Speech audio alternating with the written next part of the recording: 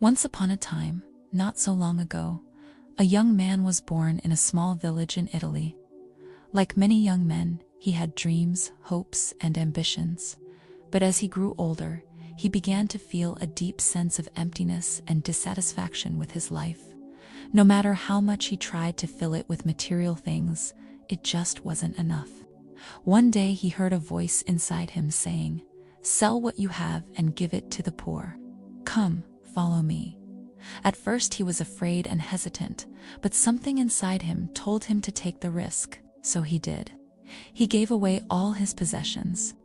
He walked for days until he came across a group of people who were singing and praying.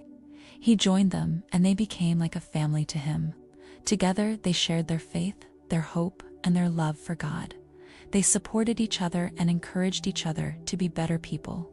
And as the young man spent more time with them, he felt a sense of belonging and purpose that he had never felt before. However, their peaceful life didn't last long. Soon, the young man and his companions faced many challenges and hardships.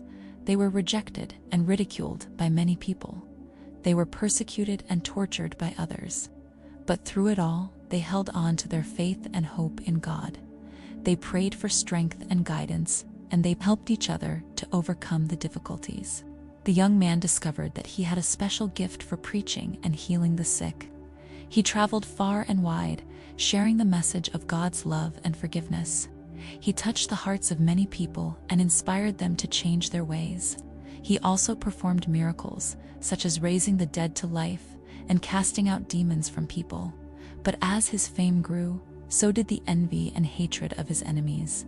They plotted against him and eventually accused him of heresy and blasphemy. They took him to court and condemned him without any evidence or proof. They tortured him physically and emotionally, but he remained steadfast in his faith. In the end, the young man was crucified, but not in the way that his enemies intended. He was lifted up on a cross, but not to be punished. He was raised up to become a symbol of God's love and sacrifice. For the young man was none other than Jesus Christ himself, the Son of God. And those who witnessed his crucifixion were not just ordinary people. They were the disciples whom Jesus had chosen to follow him and learn from him. They were the ones who would spread his teachings and make disciples of all nations. They were the ones who would carry on Jesus' mission after he ascended into heaven. As we reflect on this story, let us remember that we are not alone in our struggles and challenges.